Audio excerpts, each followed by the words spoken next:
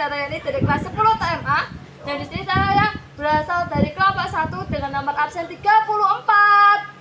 Hai, perkenalkan nama saya Farhanson Yani dari absen 35. Saya Yusuf Sugiarto dari absen 36. Saya Adnan Al-Ma'ruf dari absen 2. Saya Galih Prasetya dari absen 14. Saya Muhammad Fakir Ramadhani dari absen 22. Saya Abdul Falim Muhammad dari absen 6. Oi, saya Ahmad Yusuf Hanafi dari absen 4. Elang. Lah muter piye? Muter kameranya piye? Muter kameranya piye? Ora iso diputer suko.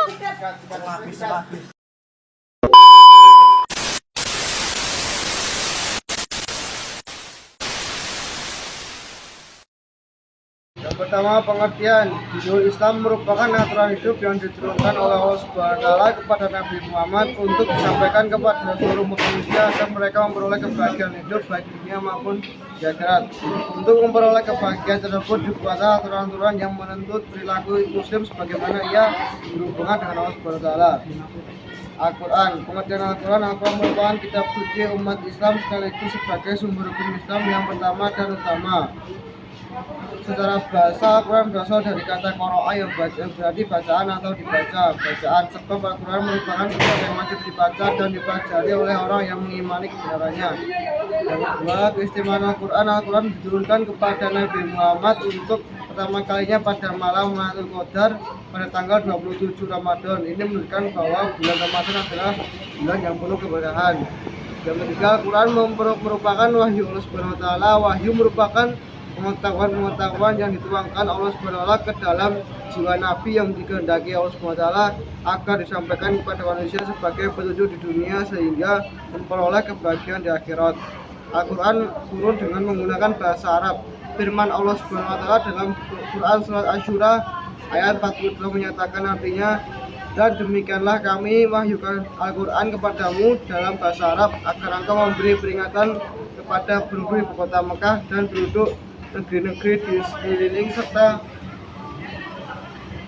memberi Peringatan kepada penduduk ibu kota Mekah dan penduduk negeri-negeri di sekeliling serta memberi ayat di atas menerangkan bahwa Al-Quran diturunkan dalam bahasa Arab sesuai dengan bahasa penduduk negeri Mekah dan sekitarnya untuk memudahkan mereka mengerti dakwah dan seruan serta peringatan yang ditujukan Rasulullah SAW kepada mereka. Bahasa Arab itu sendiri merupakan bahasa yang sudah tua yang masih eksis sampai saat ini.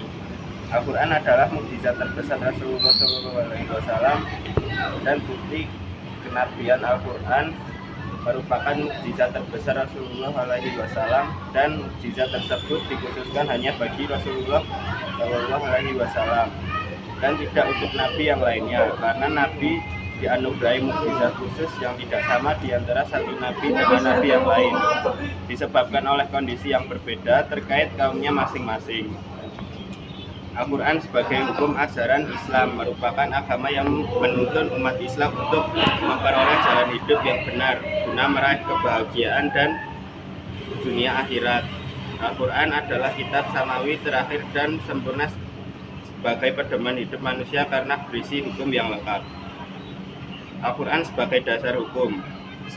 Secara umum, Al-Quran berfungsi sebagai pedoman kehidupan dan petunjuk bagi umat manusia. Artinya, Al-Quran itu berisi ajaran-ajaran pokok yang harus dipedomani oleh umat Islam karena Al-Quran mengandung aturan-aturan untuk kemaslahan umat. Yang selanjutnya sunnah atau hadis. Yang kedua, sunnah atau hadis. A. Pengertian sunnah dan hadis. Jika dalam kitab Bulugh tidak ditemukan, saya akan menyelesaikan perkara dengan sunnah. Demikian jawaban Mas bin Jabal ketika ditanya oleh Rasulullah SAW pada waktu Ma'az akan berangkat ke Yaman untuk berdakwah. Artinya sunnah menduduki peringkat kedua setelah Al-Quran. Setelah sumber hukum, secara bahasa, arti sunnah adalah jalan tabiat yang beri kehidupan, sedangkan sunnah menurut istilah segala yang dinubuatkan dari Nabi Muhammad SAW, baik berupa perkataan, perbuatan maupun takwid, menjaran, sifat, kelakuan, perjalanan hidup, baik yang demikian itu sebelum Nabi Muhammad SAW. Selanjutnya sunnah atau hadis yang B. Macam-macam hadis. Pertama, hadis kauliyah, kedua hadis filiyah, ketiga hadis takriyah, keempat hadis kamiyah.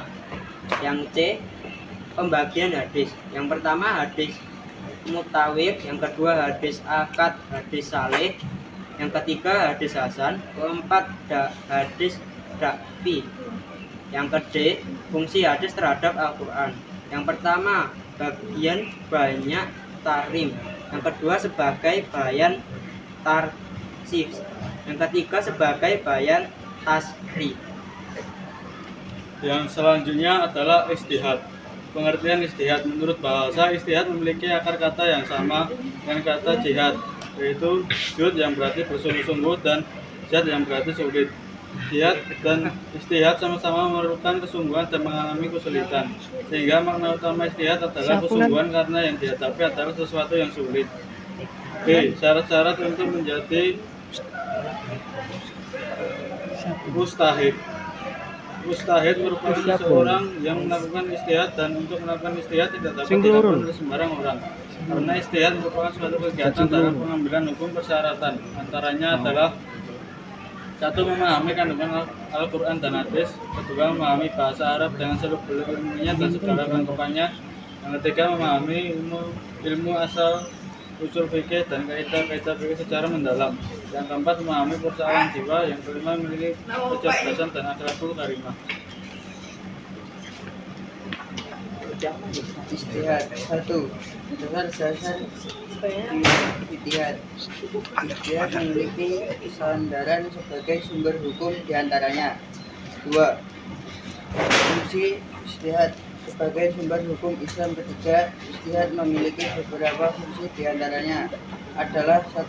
Sebagai jawaban atas permasalahan kehidupan yang dialami oleh umat Islam yang tidak ada ketentuannya hukum dalam Al-Quran maupun dalam hadis. 2. Sangat dihargainya peran akal dalam ajaran Islam. Penggunaan akal atau pertimbangan dalam masalah agama memegang peran penting dalam agama Islam. Yang ketiga, sebagai sumber hukum Islam. Ketiga, istihad memiliki beberapa fungsi diantaranya: 1. Sebagai jawaban atas permasalahan kehidupan yang dialami oleh umat Islam yang tidak ada ketentuannya hukumnya dalam Al-Quran maupun dalam hadis. 2. Sangat dihargainya peran akal dalam ajaran Islam. Penggunaan akal atau pertimbangan dalam masalah agama memegang peran penting dalam agama Islam. Istihad merupakan proses dalam pengembangan hukum yang proses dapat dilakukan dalam beberapa bentuk. Bentuk-bentuk istihad yang disepakati yaitu sebagai berikut. 1. Ijma. Menurut bahasa artinya sepakat, setuju atau sependapat.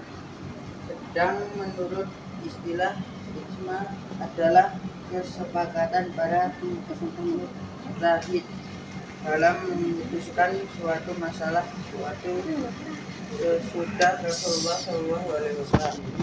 2. Qiyas. Menurut bahasa artinya mengukur, perbandingan, menimbang. Sedangkan menurut istilah, qiyas adalah menetapkan hukum atas suatu kejadian yang tidak ada dasar nas dengan cara membandingkan kepada suatu kejadian lain yang telah ditetapkan hukumnya berdasarkan nas karena ada persamaan ilat antara kedua kejadian tersebut.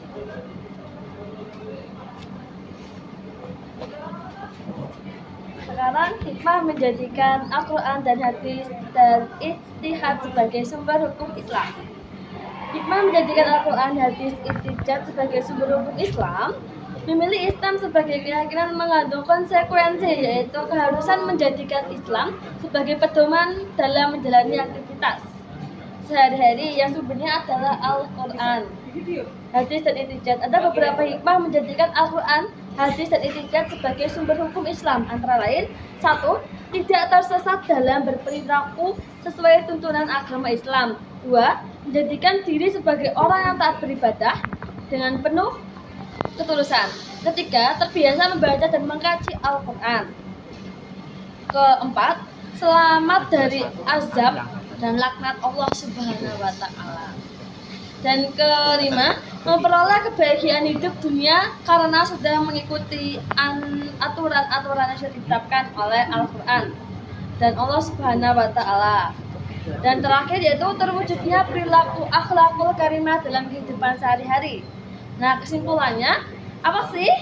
Pahamilah agamamu sedalam mungkin, karena itu akan membuatmu menjadi orang muslim yang berkecukupan tinggi atau berilmu. Saran dari kelompok kita adalah teruslah berjuang sampai tujuanmu tercapai. Jangan menoleh ke belakang, teruslah berlari sejauh mungkin. Nah, sekian dari kelompok kami. Wassalamualaikum warahmatullahi wabarakatuh.